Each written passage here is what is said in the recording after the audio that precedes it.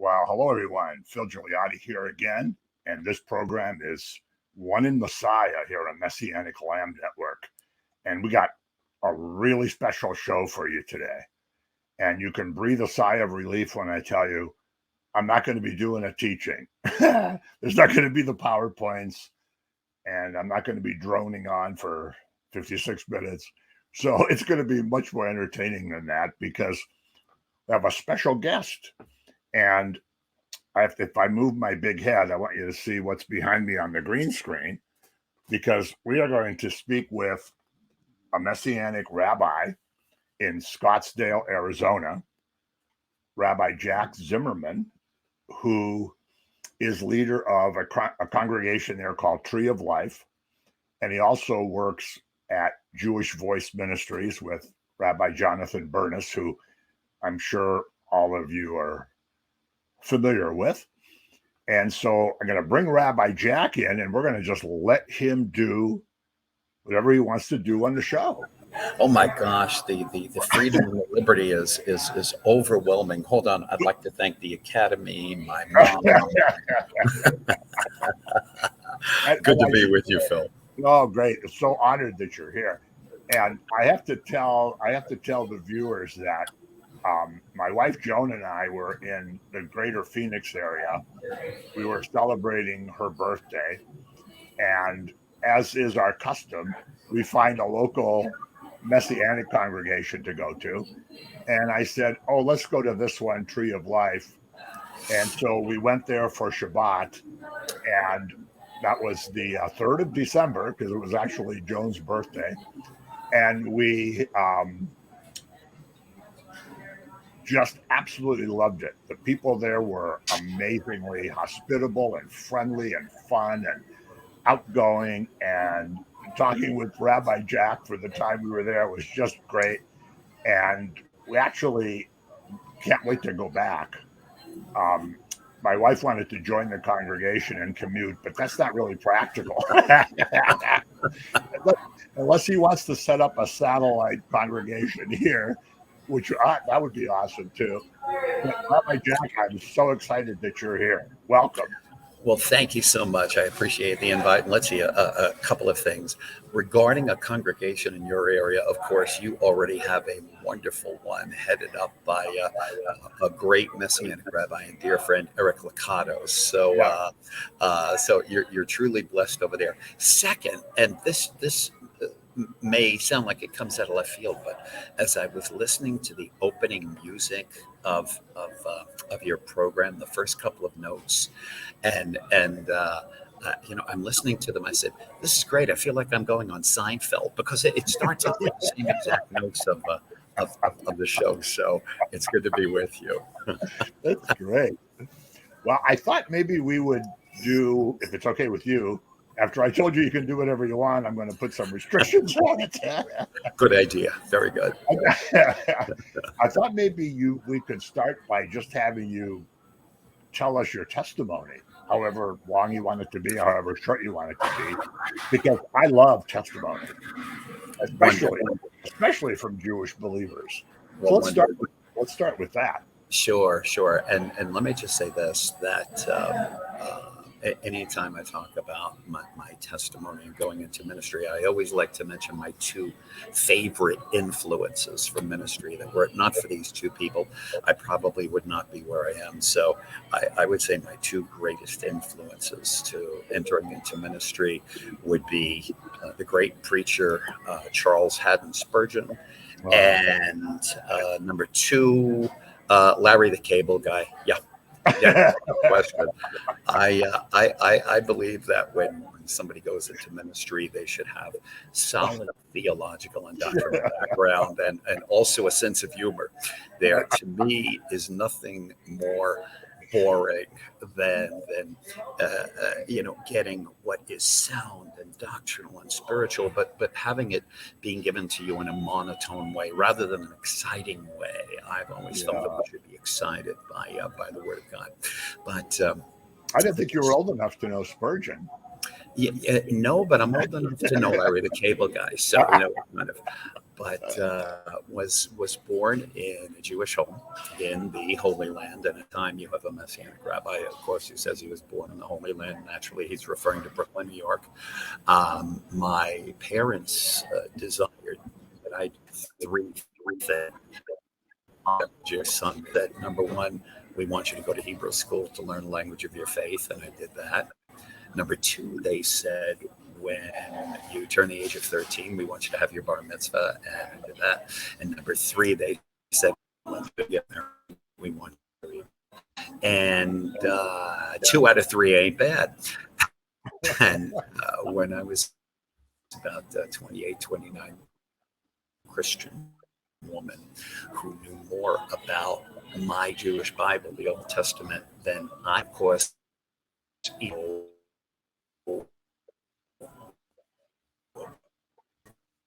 Oh, your audio is breaking up, my Rabbi. plan was that I was going to get this Christian girl to convert and become Jewish like I was. And obviously she had a plan. And her plan was that she was going to get this Jewish boy to embrace Jesus, Yeshua, as his Messiah. And by the fact that I'm on your program today, as well as being part of Jewish Voice Ministry now for nearly 20 years and heading up a Messianic congregation, we know whose plan won. And the way it happened, though, was early on in our marriage. She opened up the Bible to me and she said, I want to read to you some verses that speak about your promised Messiah. And I said, well, fine, you can do that. I said, just do me one favor, stay in my Old Testament, my Jewish Bible. Don't go into your New Testament. I said, because I don't want to hear about this Jesus, because I knew that if she stayed in my Old Testament, that I would have absolutely nothing to worry about, because there's absolutely nothing about Yeshua there. Right. And she said, fine. And admittedly, I really was not interested in what she had to say. I didn't want to hear it, but I felt like I was being held captive.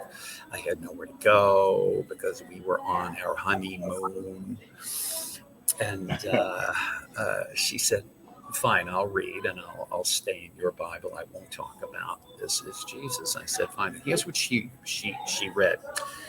It went like this: for he grew up before him like a tender plant, like a root, a shoot out of dry ground. And he had no beauty to attract us to him, yet he was despised and rejected by men, pierced for our transgressions, bruised for our iniquities. The chastisement of our peace is upon him, and by his stripes we are healed. And she put the Bible down and she looked back at me and she said, so? And I said, so I don't think you heard a word I said. I said, I wanted you to stay in my Bible. I don't want to hear this nonsense about your Jesus. And she turned the Bible around to me. And she said, Jack, I just read to you the first 5 verses of the 53rd chapter of the book of Isaiah. She said, Jack, Isaiah, isn't he on your team? And how do you argue with that? And what I discovered then, and this was in early 1988, was that was one of what is or are more than 300 prophecies of the Messiah in the Old Testament. A prophecy, a Messiah who would be born in Bethlehem, says Micah 5:2. A prophecy of a Messiah who would be crucified, as we're told in Psalm 22. A prophecy of a Messiah who would be riding into Jerusalem, making a triumphal entry on a donkey in Zechariah 9:9. And a prophecy of Messiah who would have to come before the destruction of the Second Temple, as relates in Daniel 9:25 through 27. This is all in my Bible, and I didn't know it. And so several months later, in April 1988, I gave my life, my heart to the Lord in a very Jewish place, the Bible Baptist Church of Fort Pierce, Florida. And here we are all these years later. Wow, that's awesome. That's awesome. It kind of reminds me of my friend Paul Wilbur always says, every time he met a cute Gentile girl he wanted to go out with, they wanted to take him to church. That's right. And sometimes it was worth it, Yeah. Wow. That's a great story. Thank you. So and by the way, what about your family? How did they react to that? Well, at first, there's 2 different reactions. Early on, my stepfather said to me once he found out, he said, well, you've done that. You've basically abandoned the faith. You're not Jewish anymore. And I said, oh, okay. So what made me Jewish in the first place? He said, well, your mom and I are Jewish. I said, okay, so I've abandoned the faith, and that makes supposedly abandoned the faith, which means that you guys aren't Jewish anymore. He said, well, no, we're still Jewish. I said, okay, so what you just said is that Jewishness is based on a bloodline, on a lineage, on an ancestry. And that doesn't change, does it, Dad? And that kind of ended the conversation, really quickly. I didn't want to talk about it anymore. Yeah. Wow. Yeah. And how about your mother? How did she feel? She felt the same way, but interestingly, Phil, and I think this was, I'm going to say 6-7 years ago. My mom lives in New York, and 6 or 7 years ago, she had called my wife Sandy and I, and she said, listen, I want to come down and visit you and the kids. And I said, Mom, it'd be great for you to come here to Phoenix, but you need to know when Friday night comes, I got to leave the house. I got a congregation. You don't feel or believe the same way, but you don't have to come. And she said, oh no, I want to come. Wow. I'm thinking, is this my mom? And so we had services that Friday night. She came and she was there at the services. And of course, she heard all the traditional prayers and liturgy, et cetera, et cetera. And then at the end of the service, I noticed a little tear coming down her eye. And I said, Mom, what is that? And she said, I just never knew. I just didn't know. And I think what she was trying to say is that in her mind, she thought that I was entering into this cult, and I guess was pleasantly surprised that her son was not dressed in white robes and bald and handing out fake flowers at JFK airport and yelling Hare Krishna all over the place. And she recognized that this is real, and since then she has been much more receptive to regarding Jackie as her son, the rabbi. So, oh wow, that's awesome! Yeah. Wow, what a great experience! Thank you. So that was recently. That was, I would say, about 6 or 7 years ago, and about 3.5 years ago, she suffered a mini stroke, and I went up to visit her at her hospital in Long Island, in New York. And I said, I'm going to take the time to come by her bedside and share the good news with her. I gave her essentially my testimony. I told her what happened in my life. I said, Mom, my belief is true. This is a Jewish belief, and heaven is a real place. And, none of us know when we're going to be leaving this earth. I said, so is this something that you'd be open to? Or tell me how you feel. And she said, I'm not ready. And, I've been knocking on the door of her heart ever since. And look, I've always believed that it's our job to present, but it's God's job to convict, as long as we do the presenting. Right. Yeah. Amen. My other good friend, Marty Getz, always says, like, if you've heard his albums, when he talks about his mother, he said, my son, the doctor, my son, the lawyer, but she wasn't quite ready for my son, the gospel singer. Absolutely. Wow. So let's talk about your ministry and the congregation before we get to Jewish Voice. Sure. My goodness, where can this one start? Sandy and I moved from the Northeast to Phoenix in the late 1990s because she was suffering from chronic fatigue syndrome, fibromyalgia, Epstein-Barr. I mean, it's got so many different names, but whatever name you choose, it's just, muscle aches and pains. And you could sleep a full night, 8 hours sleep, but then do some chores for an hour in the morning. It's like you didn't sleep at all. And we at that time, Phil, were living in a little town called Milton, Pennsylvania. This is a Norman Rockwell town where, you feel like you're living in the 1950s, where any minute, Johnny the paper boy is going to be riding his bicycle and throwing the newspaper on your porch and saying, hi, Mr. Zimmerman, how are you? How's your dog? And we loved it there. But when your wife's health is not good, then you look for a hot, dry climate because the doctors told us that's not what she needed. And so we moved down to Phoenix, Arizona. Her condition immediately improved. And when we were coming out here, we asked around some folks in Messianic congregations in our area, namely Beth Yeshua in Philadelphia, a great congregation. And I spoke at that time to a wonderful man who I still keep in touch with, Joel Chernoff. And I said, Joel, he's also a good friend of ours. Oh, it's a great guy. In fact, we drive to Beth Yeshua usually a couple of times a year.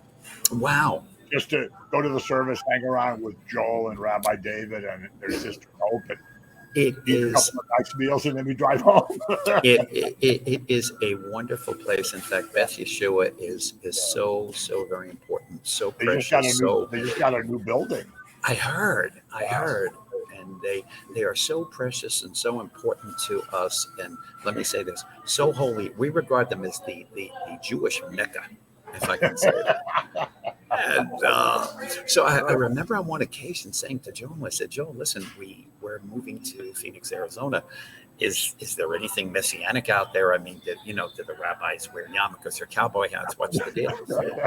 And he said, at that time, he said, well, there's really no Messianic congregation, but there is a Messianic Bible study that meets on Saturday mornings. And I said, great, can you get me the contact person's name and number? He said, sure. And he wrote it on a Post-it note for me. And he said, this is just for you. Don't give it out to anybody else. And I said, okay. And I looked at it. I looked at the phone number, and I saw above the phone number a woman by the name of Kim Campbell. And I said, Kim Campbell? He said, yeah. And her husband is Glenn. I said, Glenn, I put two and two together. And I said, the country singer? He said, yeah.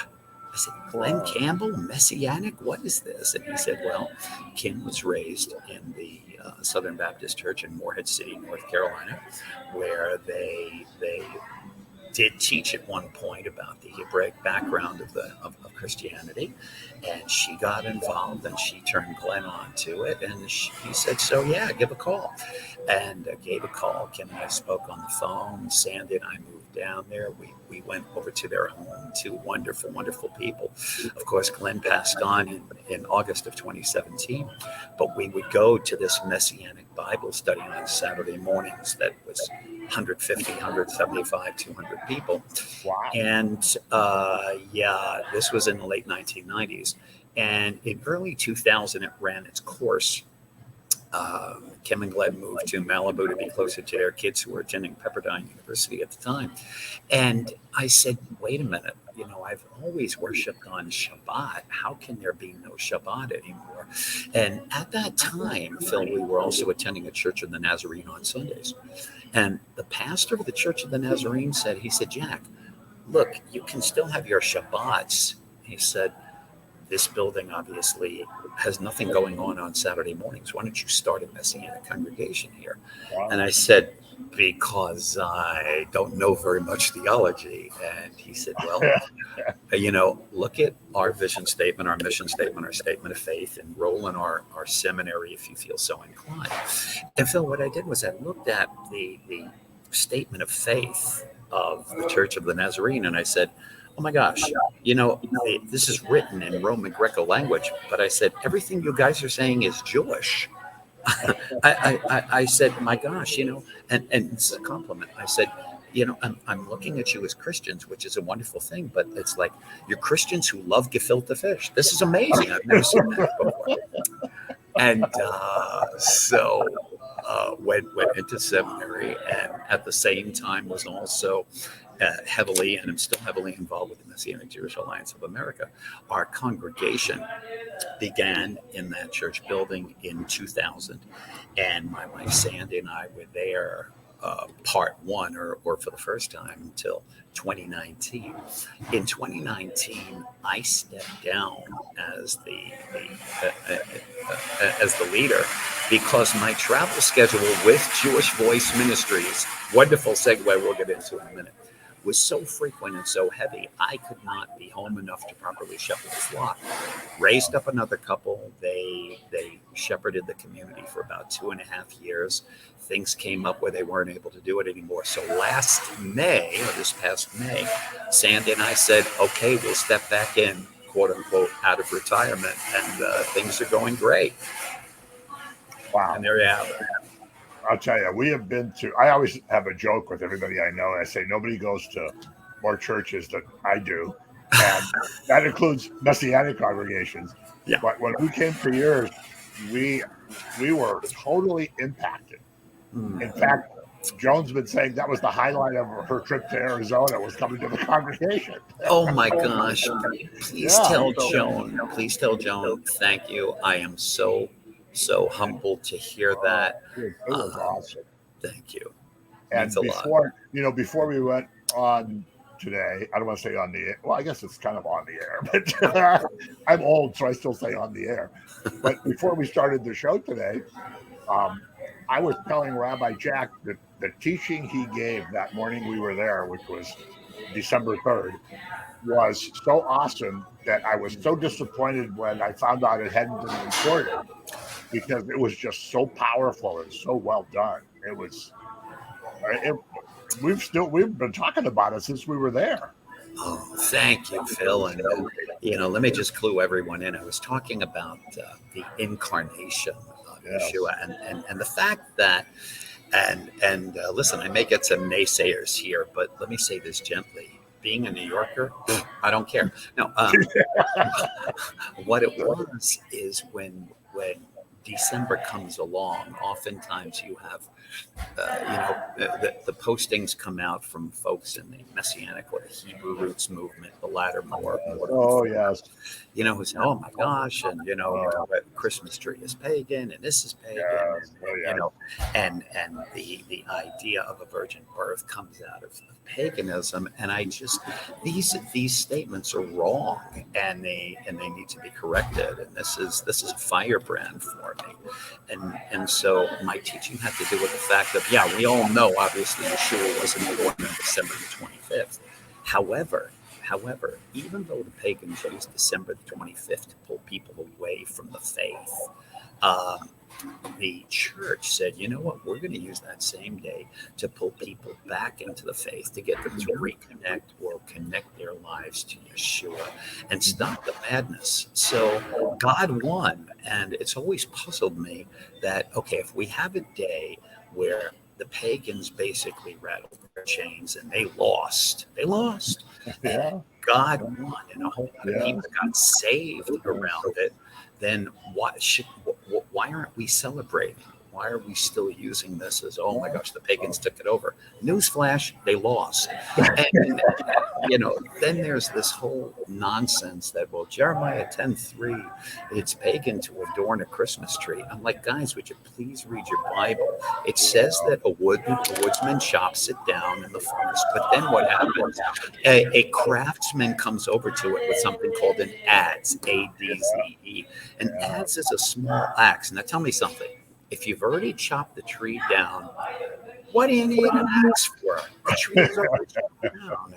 You obviously need it to chop off the rest of the bark and the branches, so that what you got and what was eventually adorned was not a tree. It was essentially a long wooden pole that you would use to dedicate to the goddess, or Asherah. It didn't even remotely resemble a tree anymore. And so I'm very, very passionate about this. I'm so glad you and Joan were there to hear it. It was awesome. It was great. Yeah. Maybe we'll come back next December again. I better have a different message then. No. It's the same message, but I'm going to record it. Wow. So you are pastoring. So you're the rabbi / pastor now. And how big is the congregation? What kind of numbers do you generally get?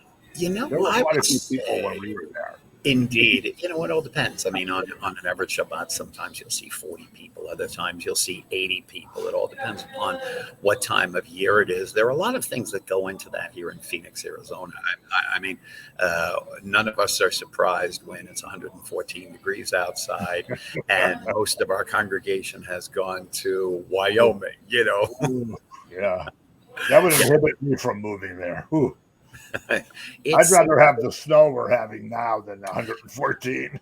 you know, I understand that, and that's why, because I do so much touring for Jewish Voice Ministries, I definitely am not here in the summertime. Somebody asked me, you know, what is it about Arizona in the summertime? How would you describe it? I would say, well, during that time of year, Arizona holds the distinction of being the only state in the union where you can be guaranteed that your car will overheat even before you start it up. So that's where we come from. It's certainly a beautiful area where you are. Thank you. It's beautiful. Wow. So now, should we get to Jewish Voice? Do you want to say anything more about the congregation?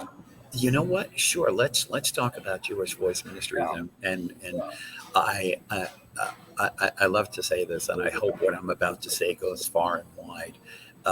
Jewish Voice continues to be for me one of the greatest blessings my entire life, and I don't say those words loosely. And my coming on board with them is also an interesting story. I think it was sometime in the year 2003 or so. I was speaking at the Messianic Jewish Alliance of America's Southwest Regional Conference in Irvine, California. And Rabbi Jonathan Bernis attended the conference, and we had bumped into one another at some conferences. You know, we both lived in Phoenix, so we knew one another. We'd see one another from time to time. And subsequent to that, he gave me a call and he said, listen, I really enjoyed you speaking at that conference. I said, thank you. He said, I have a dilemma. I said, what is it? He said, well, I have 2 speaking engagements on the same day. I said, are they at the same time? He said, no. I said, so why don't you do them both? He said, because they're not in the same country. I said, okay, where's the first one? He said, Laguna Hills, California. I said, and where's the second one? He said, Russia. I said, yeah, I don't think you can do both. He said, would you be willing to cover one of them for me? He said, it's your choice. And I said, yeah, let me give you a call back. And I thought about it for a while, and I said, you know, would I like to go to Russia again at that time? Sure, because I'd been there 3 years earlier. But then I said, you know, what would be of the greatest benefit to Jewish Voice Ministries? Where is Jonathan needed the most? And I knew his international heart. So I called him back and I said, Jonathan, would I like to go to Russia? Sure. But you're needed there more, I believe, than you're needed in Laguna Hills. And I want your ministry to be blessed.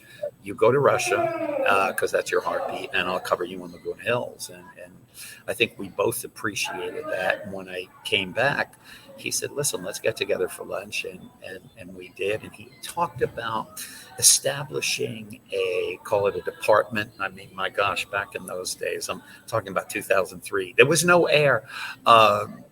Back in those days, we would call it the Speakers Bureau. And he said, would you be willing to go out and speak for Jewish Voice Ministries on a regular basis? And I said, yes. And so I've been with the ministry now. This next September, October, will be coming up on 19 years with Jewish Voice Ministries. Yeah. Wow. That's wonderful. Thank you. And can I share a funny story from one of those speaking engagements? Absolutely. And some of your audience may have heard it. I promise you it's okay. I know we're live. I'll behave myself. But a couple of weeks ago or about a month and a half ago, I was live on WDCX FM Christian radio out of Buffalo, New York. I was sitting in the studio there, and Neil Boron, who was the host, he and I were talking before the show. He said, "Do you have any funny or embarrassing stories to relate?" I said, "I do.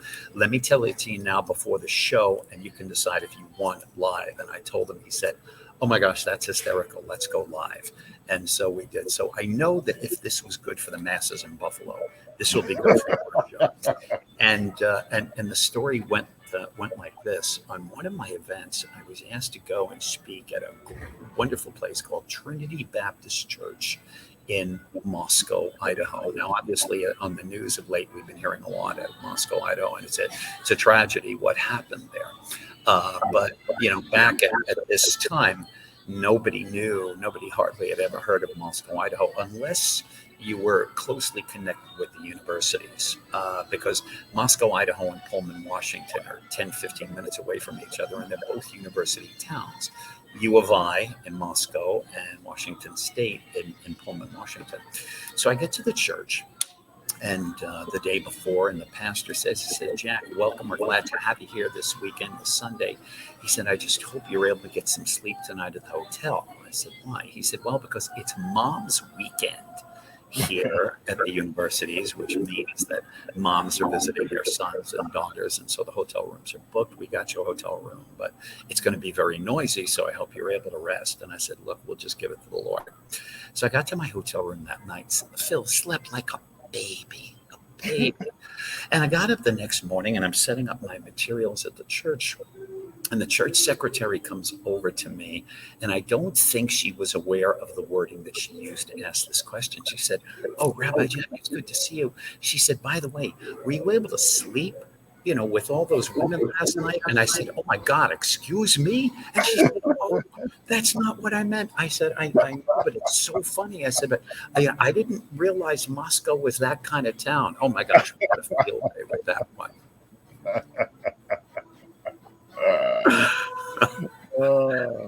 There's an old saying, "It's not what you say, it's how you say it." It's also, it's not what you say or how you say it, but where you place the comma. I mean, you got to keep it. Yeah, we were just joking about that last night at a home group, one of the home groups we have here at our house. When somebody had posted a thing on Facebook about Paul's long sentences, in his letters, and the caption was, "Dude, use some punctuation." Yeah, it reminds me of that 3-word phrase, which changes entirely whether you use a comma or not. The 3-word phrase, "Let's eat grandma." Yeah. Yeah. So Jewish Voice has been doing so much in Ethiopia. And has that been mostly, I understand there's a lot of Jewish believers in Ethiopia. Mm-hmm. Israel got I can never remember the name of what the Ethiopian Jews are called. But anyway, most of them were airlifted back to Israel quite a few years ago now. Yes. I understand there's a lot of Jewish believers that are in Ethiopia because they were not airlifted to the land. And is that true? That is true. You have the B'nai Israel and the Beit Avraham in Ethiopia. Let me just say this, because there is a great story, a great background for this. Many people are not aware of, or they can't understand what's the connection with Israel and Ethiopia. In Ethiopian literature and lore, there is a book that in their language of Amharic is referred to as Keberan Agast, or the Ethiopian Book of the Kings. The Bible records that Solomon and the Queen of Sheba met. The Book of the Kings goes further to say that they not only met, but they had a liaison together, and their offspring became the first king of Ethiopia, Menelik I. And so Ethiopia has a rich Judaic Jewish heritage, and that's also been confirmed, by the way, through DNA.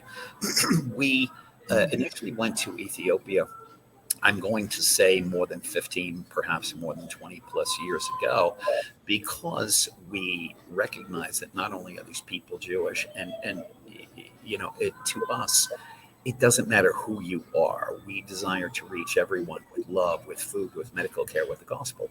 But at the same time, let's also state a fact that in Romans 1:16, Paul said that the gospel is to go first to the Jews, and by and large today, the Jews are the last ones to get it, if at all.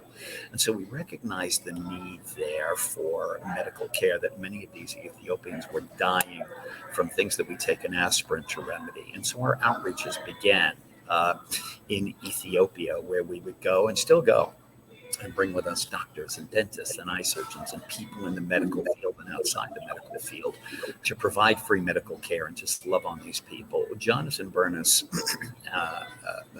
has a saying, and he's reinforced it many times. It's that people don't care what you think unless they think that you care. And so when we go to these places, we provide this care, this free medical care, and subsequent to that, many of these people are understandably suspicious, and they say, "Why do you do this for us? You don't know who we are. You come from the other side of the planet to be with us at your own expense. What do you want?" And it's a legitimate question, and we give them a legitimate answer, and we say, "The reason we do this for you is because the God who loves us loves you. And he told us that he wants us to show you his love so that you know how much he loves you." And so, what a great opportunity to show the love of God. What a great testimony. What a great evangelism route. And many of these people, when they realized that the God that they had never heard of desired to heal them, love on them, they said, "I want to know more about this God." And that's when we would invite them to come into our prayer room to receive prayer. And these outreaches expanded not only to Ethiopia, but to India, to Zimbabwe, to now the country of Zambia. For the first time in the fall, we went to the country of Zambia to do these medical missions outreaches. And so it's a very, very important part, an extremely important part of our ministry. Yeah. That's awesome.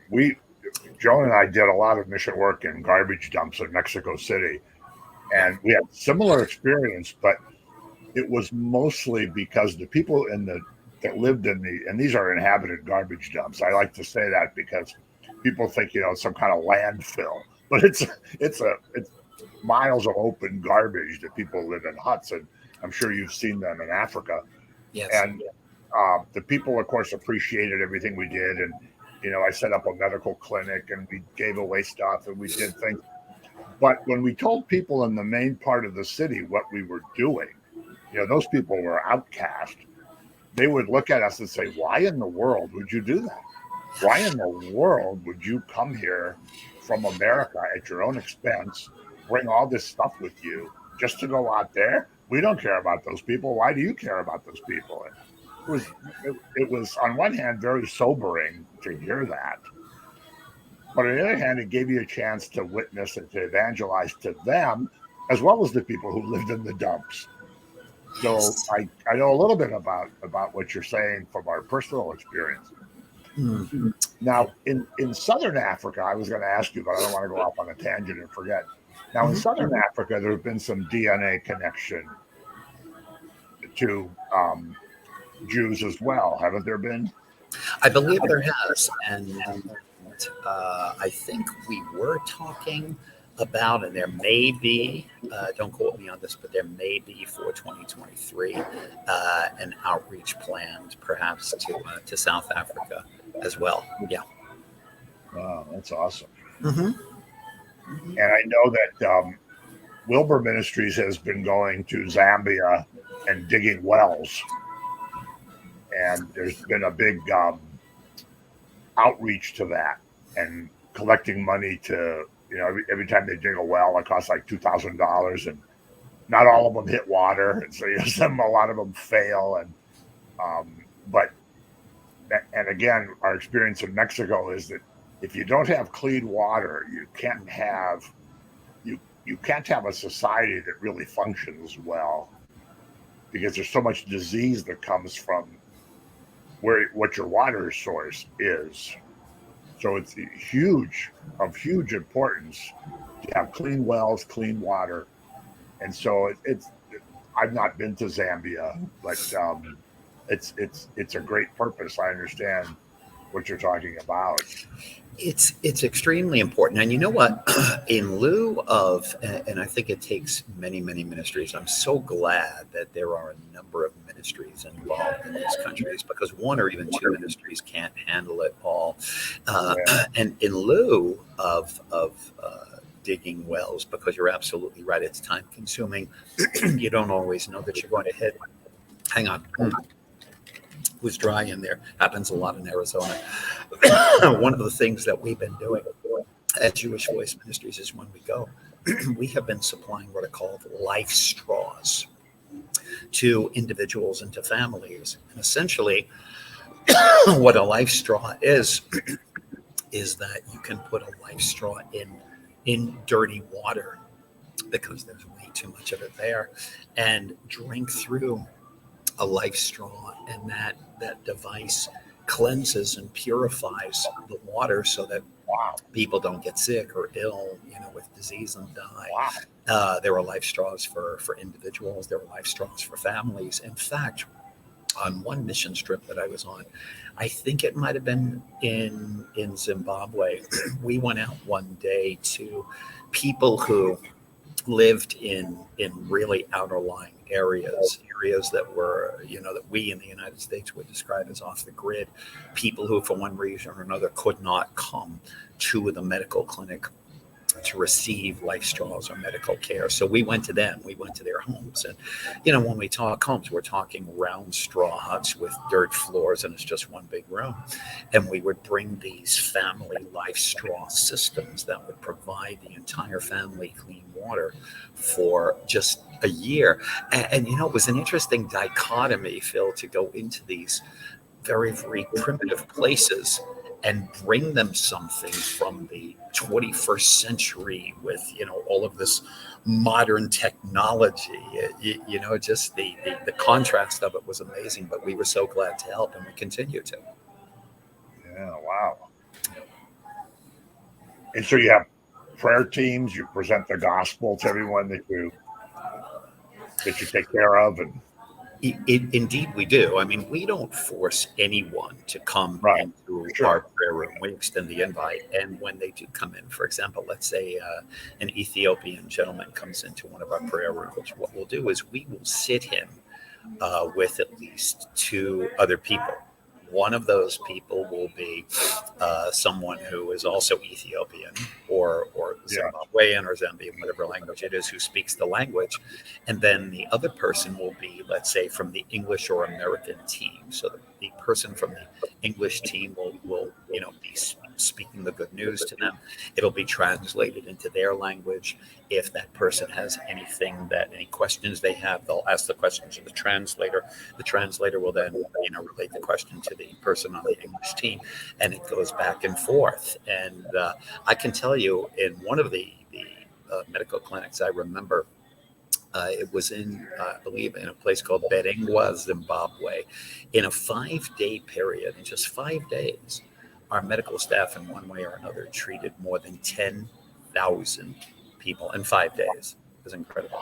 Of that number, of that 10,000, I would say close to 35%, right around 3,500, came into our prayer room, agreeing and willing to receive prayer. And of that number, I'll never forget it, 1,462 gave their lives to Yeshua. And that was just, we rejoice in that. At the end of a clinic, it's kind of bittersweet, because as our bus is leaving, we see people who are still lining up trying to get in. It breaks your heart.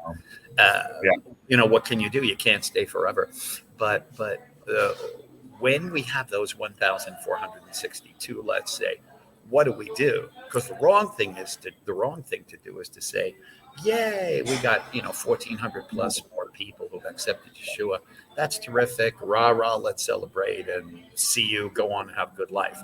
But Yeshua taught us in His Word that He came and also wants us to make disciples, not converts. Let me say that again, because I think people forget that. Make disciples, not converts. I can't stand when some congregations, churches, and thank the Lord, it's the exception rather than the rule, say, hey, look at this. We had 50 new, converts or 50 new confessions last week. Okay, that's great. But now what are you going to do with them? I mean, are you just keeping score and say, hey, next week, let's beat our record, and you never follow up with those people again? That's wrong. That's wrong. Yes, absolutely. And so we realize that dynamic going on the ground, that possibility. You say, what do we do about it?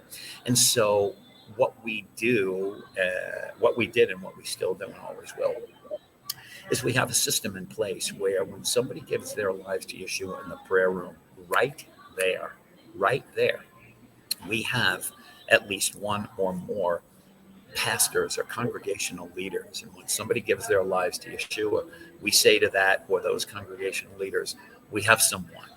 Now stand alongside them, disciple them. If you have a congregation, where is your congregation? Is it in this municipality? That means, oh, they're from his area. Okay, let's connect them with him so that they can go to somewhere local.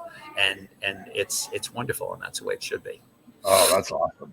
Yeah, discipleship's been top of my mind the last probably 2 to 3 years now. Yeah. And, even the word, has the same root as discipline. And, this idea of, we had 18 people sign a card. That was great. And, maybe next week, we'll get 20 people to sign a card. When I was working, I used to witness to everybody in my office and preach to anybody who would listen. And I would meet so many people that were in their 70s, let's say, that said, oh yeah, when I was 15, I got saved and I went down, the guy said the prayer, I signed the card, he gave me a Bible, and yep.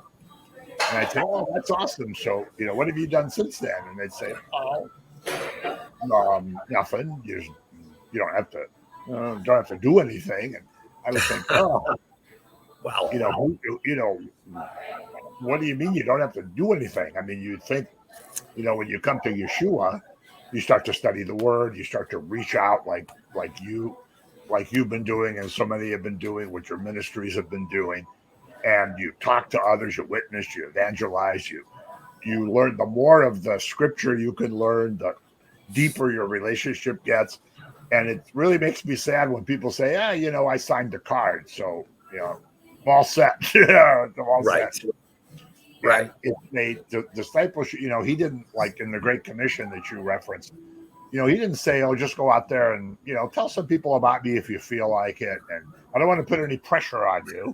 And, I don't want to hurt your self-esteem or anything. Yeah. And, but if you feel like it, he didn't want them to make fans or Sunday morning spectators or Saturday morning spectators. Yes. He wanted them to make disciples. Amen. And I think that, in the church as a whole, that's really weakened. I mean, I've only been a believer about 25 years, maybe about 25 years. But I see a big difference now, even compared to 25 years ago. Yes.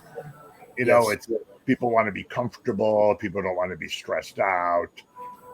If they're going to go someplace and it's raining, they don't want to go. Or up here, if there's some snow flurries, I better not go. And I think, do you guys know what Paul went through? Gosh, you reminded me of a meme, MEME, that I saw on Facebook, and I think it was beginning of December when many people think about Christmas shopping, and it was a meme where it had a photo in there, let's say, of Kermit the Frog from Sesame Street, but it's not important who it was; it's important what the meme said, and it said something like, so let me get this straight. You will, it's talking about Black Friday, you will line up outside a store at 4 o'clock in the morning to save $20 on a crock pot, but a 10 a.m. service to go to a place of worship to worship God, that's out of the question. That's too much for you. And I went, bam, that's it. Yeah. Yeah. You know who Tony Evans is, right? I do indeed. Yeah. He does a great thing about People will get up early and they'll drive an hour to the Dallas Cowboys game, and they'll be Yeah. tailgating in the parking lot, and then they'll go inside and get more food and get more beer, and they'll spend 3 hours watching the game, and then they'll sit there and talk about the game, and then they'll go home. So they invest like 12 hours in this football game. But the idea of going to church for an hour and a half is out of the question. Yeah, thank you. And I use that analogy oftentimes in the Messianic movement, because as Messianic rabbis, we're constantly getting this battle, constantly. If you're worshiping on Saturday morning, people want Friday night. If you're worshiping Friday night, people want Saturday morning. And it's never everybody in agree. But we were having services for a while on Saturday mornings, starting at 10:30, and people would say, it's too early. And these were the same people who would camp out overnight for Black Friday. I mean, come on. It's the hypocrisy. And this actually happened. I remember speaking with a pastor some time ago, and he was calling, well, it doesn't matter, was calling one of their congregants who didn't show up to a service that morning and said, hey, we miss you. And said, well, I can't come, I'm afraid of catching COVID. I don't want to be around crowds. And, the pastor said, okay, I'll pray for you, et cetera, et cetera. A couple of hours later, the pastor is out there picking up some stuff at the Walmart. Guess who they see? Yeah, I don't want to come to my church of 100 because I don't want to be about crowds. So instead, since I don't want to be about crowds, I'll go shopping in the Walmart. Instead of being in a crowd of 100, I'll be in a crowd of 1,000. I'm like, hey, I'm sorry, I have to quote this line from The Lion King here. What is wrong with you? Sorry, I had to say it. By the way, if I could add something else in, because part of the passion of Jewish Voice Ministries are the outreaches that I've mentioned. But let me tell you what has been even more recent, and we're very, very passionate. Well, we're passionate about everything we do, but in what was it? I guess in October, when we started to hear reports of Russia bombing and destroying the electrical power facilities in Ukrainian cities like Mariupol and others, we realized what they were doing and the timing of it, because Russia knew that obviously winter was coming and that people needed heat. And the way that you get heat in the Ukraine in the wintertime is you use electricity. But if you don't have electricity, you can't get heat, so you die. And I just, obviously, it's ridiculous. It's so cruel. But we saw that was coming to the point of where I think it was in early November, where Russia had at that point knocked out 40%, close to 40% of the entire electrical power grid of the Ukraine. And we said, you know what? We're going to do something about this. So at that point, Jonathan Burness said, here's what we're going to do. We're going to buy furnaces, loads of them. We're going to get our hands on as much firewood as we possibly can. And we're going to make sure that those get in the homes of people in the Ukraine so that when winter comes, they'll be able to produce heat from it. And I'm happy to say, and this just came out, Phil, I'm announcing it publicly worldwide on your show, that because of that, we were able to help over 900 Ukrainians to equip them with the furnaces and the wood so that they can make it and survive through the winter time. And I've always been proud to serve at Jewish Voice Ministries, and every time I hear that we do something else like that, it makes me even more proud and thankful that I'm a part of this great ministry and the work that we're doing. Yeah, that's awesome. As you were saying that, I was thinking about the book of James. If you see somebody who's in need and you say, well, God bless you, have a nice day, and we'll see you. Yeah. That's not what your faith is supposed to be about. No, God love you. Just pull the covers over you a little bit more. You'll be fine. Wow. So why don't you give us some contact information of how people can get in touch with Jewish Voice or how they can contribute? Sure. Our website is very, very simple, jewishvoice.org. And that's one way you can certainly contact the ministry. To contact our congregation here in Phoenix, Scottsdale, Arizona, it's Tree of Life Congregation.org. And we meet on Shabbat mornings at 10:30. It's not too early. Stop it. And every Shabbat morning at 10:30, we are open to all. And we just ask one thing when you come. I have to say this: when you come, keep something in mind, that not every Messianic congregation or every house of worship is the same. So whenever you go to any congregation, try not to come in with preconceived notions that they're automatically going to be your particular flavor of the rainbow. They may be, they may not. Just keep that in mind. Find out who they are first, and then see if that's something that you feel comfortable with, rather than coming in and kind of pushing your own agenda forth. And when it may not be proper there. Always, have respect and courtesy for the home that you're going into. Okay. Yes. And, we can say the same thing about churches, Yeah. You're in another city and you say, let's go to this church. And then you say, well, I don't really like this. This isn't really what I had in mind. But, you don't stand up and say, this isn't really what I had in mind. Exactly. I mean, several weeks after you came, we had one Shabbat morning, a group of two people who came in. I'm not going to give any descriptions. I'm not going to give any names. And God bless them. They're on fire for the Lord. But, during our time of praise and worship, we normally don't have folks, dancing around the boot scoot boogie, singing Cotton Eye Joe. It just doesn't happen. So we have a little less than a minute left. So we have to start. I try to be conscious of time because, I'm like you. I love to talk to people. You bet. Every time I have a morning meeting with somebody, they jump out of the chair and go, "Oh no, I've been here for 2 hours. I gotta go." It's been awesome having you here, Rabbi, and it's really been a blessing. And I'm sure that everybody who's watching this is going to be impacted by you. And again, I want to say, a lot of people here in Ohio that go to Arizona in the winter, they can look you up in Scottsdale, Tree of Life Congregation. Well worth the trip. Thank you. And for those of you in the Ohio areas of Sandusky, Castalia, please come. Wayside Temple in Castalia, Sunday morning, February 19, I believe service start at 10 or 10:30.